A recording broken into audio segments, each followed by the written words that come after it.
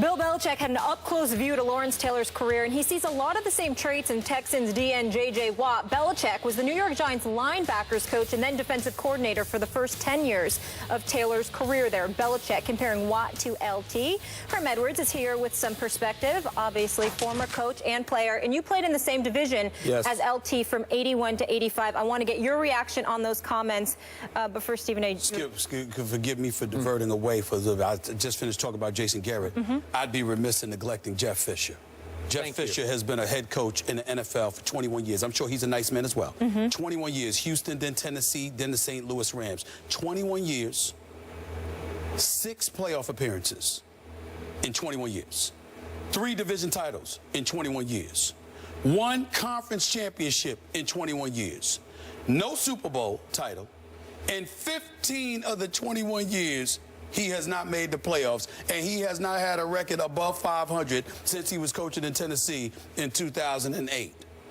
But Hugh Jackson gets fired after an 8-8 season in Oakland, and he has to be an offensive coordinator in Cincinnati, waiting for an opportunity to become a head coach. He's doing a fantastic job. I'm just saying. You guys are hot today, Coach. Yeah.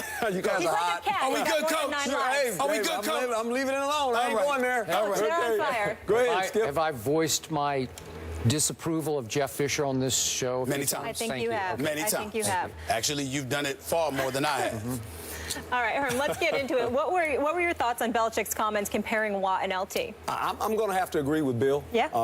In the fact that LT was a little bit more versatile than JJ. Not saying JJ couldn't do some of the things that LT did, but he was in an era too where the run was more prolific when Lawrence Taylor played. I mean, it was the era of the running backs, and you know, he was a disruptor just like JJ Watt. I mean, you had to know when you lined up. We're 56 lined up, no different than JJ Watt. I mean, he's versatile, great athlete. Big man, physical, does everything, you know, like Coach said. And Coach coached him.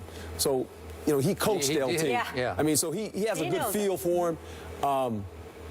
He could wreck your offense. How different that he could stand up and move around, right? And you know, and he was good in coverage. He didn't get a lot of credit for that. I mean, he could cover backs out of the backfield, tight ends. He could run. JJ Watt can run too.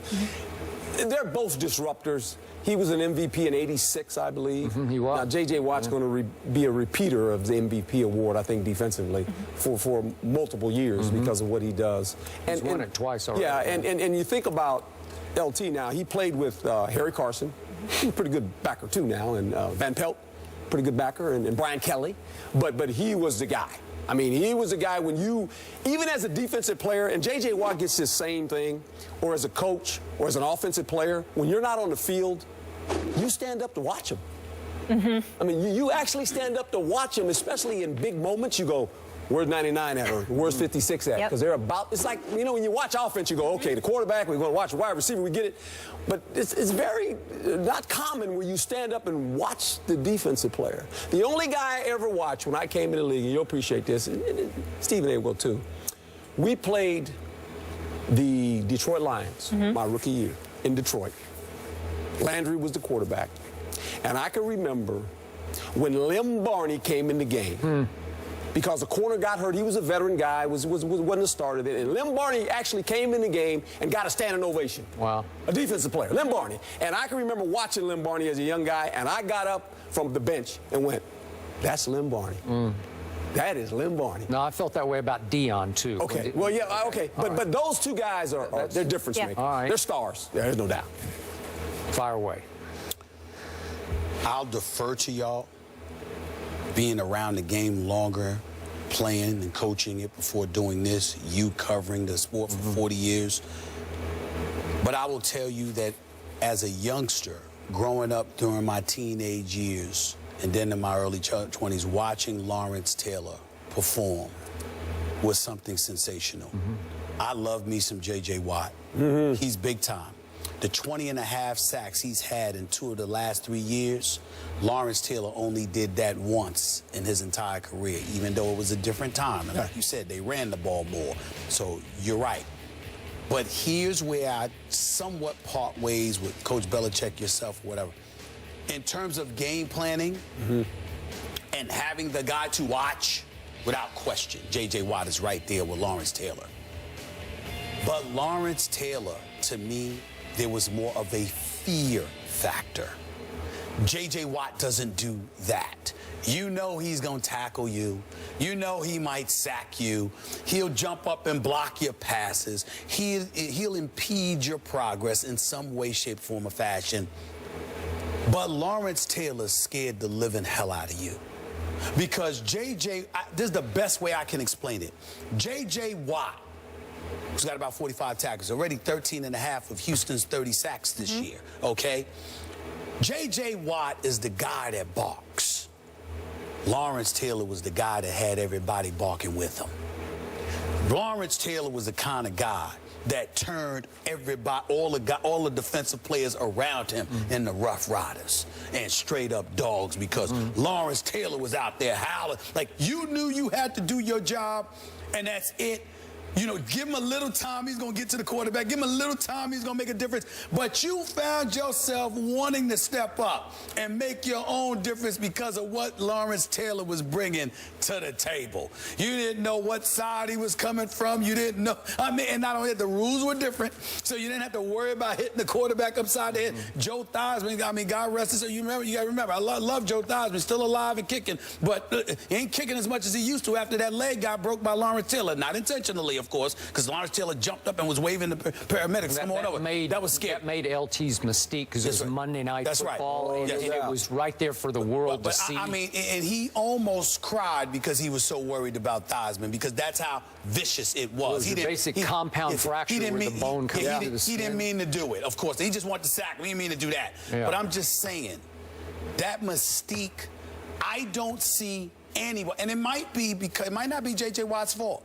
Khalil Mack is coming. He ain't gonna be Lawrence Taylor. It may not be his fault. It may be the fault of the league rules and how you have to guard against so many things that you can't necessarily be as vicious as you once were. But back in the day, Lawrence Taylor on that football field, you know, prancing back and forth, just scowling and stalking us. I don't see any defensive player that has instilled that level of fear. And as much as I love J.J. Watt, and as great as he is, I don't get that from him. That's a good point. I am very with that point. Now, back to what Bill Belichick said and his motivation for saying what he did say. It is my humble opinion from a distance that Bill Belichick went out of his way to praise J.J. Watt because his quarterback by the name of Tom Brady has taken 32 quarterback hits over the last 3 games behind a decimated offensive line, and they are on their way to Houston, Texas for a Sunday night game featuring J.J. Watt. So I think he went out of his way to at least go to the point of he's in the same general category of LT. That's not saying he's LT. Well, what's he better hoping than for? Skip? It ain't like J.J. Watt ain't going to hit him because of it. Well, you got to butter him up a little bit. You got to say something nice. That was, for Belichick, that was like gushing. Was that not like gushing for Bill Belichick? He doesn't say that about anybody else. It was gushing, but I'm just saying, maybe because it was factual as opposed to, I mean, ain't gonna make J.J. Watt let up. That's one of those things where he's setting you up and then he beats you by 20, That's what I think. Yeah, I hope so. But look, it's not factual, because I'm offended for Lawrence Taylor's sake that Bill would even go to put him in the same general category. It's too soon for that. This is J.J. Watt's 5th year. I've told you before, I'm not completely sold. I can't even go to all-time great yet. I don't know how you can. Okay, well, I can't because of the records. I look at what he's done so far. 2 of his first 4 years, their team was just flat-out bad. And now they've got Clowney on the opposite side. I don't know what's going on with him, but I never even see him. Is he a bust? I don't know. Bust. You would struggling think, right now. Yeah, okay. Struggling. Bust. Okay, so we get it that he's made 3 Pro Bowls in 4 years, says J.J. Watt, 2 times Defensive Player of the Year. He's played in 4 playoff games. 2 were at home against Andy Dalton, and they won those 2 games at Houston, okay? And you don't put a whole lot of stock in that, right? So he's 2-2 in the postseason. Lawrence Taylor's teams, featuring Lawrence Taylor, were 10-5 in the postseason. That's spectacular. 10-5, and he won 2 Super Bowl rings and could have maybe won a couple of more, but that's how good that team was because of that player. I've never seen anything like that player. Everything you just said, he lifted the whole show up. He lifted the offense up. The offense played with more confidence because he could wreck the other team's offense. No doubt. I've just not seen that. I don't see that yet from J.J. Watt.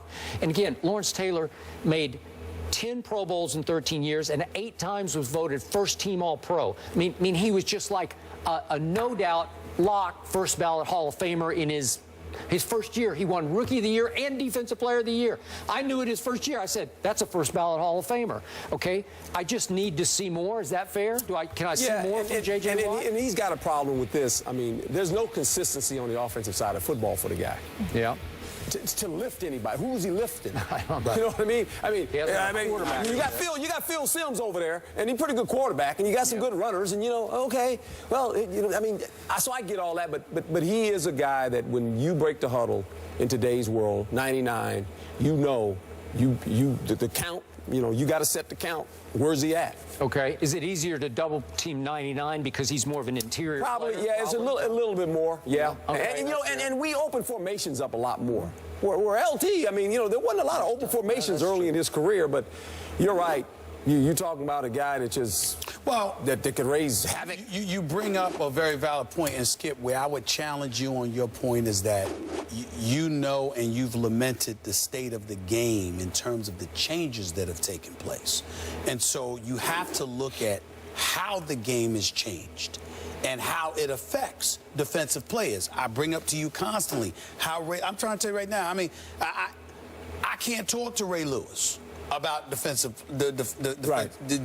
in the NFL. He loses his mind because he feels Ray Lewis literally is of the mindset that defensive players should come together and go up to the league office and address their concerns. He thinks that it should be, bloated about, bloviated about in the media.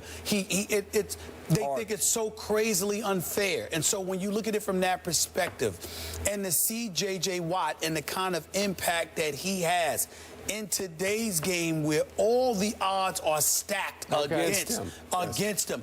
And then you've got quarterbacks that there's no continuity. All you got is DeAndre Hopkins. There's other guys, like Short and others that can play. But in the end, what it comes down to is you look at some guys on Houston, you have no continuity at the quarterback position. Arian Foster's out for the year. So when you look at it from that perspective, Bill O'Brien is doing an outstanding job, and we were critical of him early in the year. I don't know. I can't go outstanding. Well, I'm saying outstanding because, look, we thought they were dead. We thought they were dead. They would be if they were in any division but that one. I'm just saying, they were 2-5. It's the NFC East. They're 4-1 in their last 5 games. Last quick point. They're 4-5. 4-1. Before the year started. Yeah. I believe it was NFL.com ranked J.J. Watt the most valuable player in all of football. Defensive player. No. I'm saying what they said. Player. I'm saying what they said was, you and I said they were wrong. I'm saying he is the most valuable defensive player. Defense. I'll give you that. Right. But he's not more valuable than Brady or Aaron Rodgers or name a quarterback. It's a quarterback's game. I'm sorry. It is a quarterback's game. There's no doubt. You talked about Taylor commanding attention on the sideline here. Taylor, last defensive player to win the league's MVP award, that was 1986, long time ago. Belichick also said, this would be a good time for JJ to rest if he wanted to. All right. I just want you to know, you're still my man. We good. Always good. I'm just saying. Always good. We just that was never a question. We just letting America know, you don't want to go there. We know that. We're good. Everybody's good. Everybody's good, and the Texans and Patriots play on Sunday at Houston. That'll be good as well. Up next, Christian McCaffrey makes interesting comments about his chances of winning the Heisman this Saturday. Don't miss his comments and the guys' reaction next term. Appreciate you being with us. Thank you. Have a great day.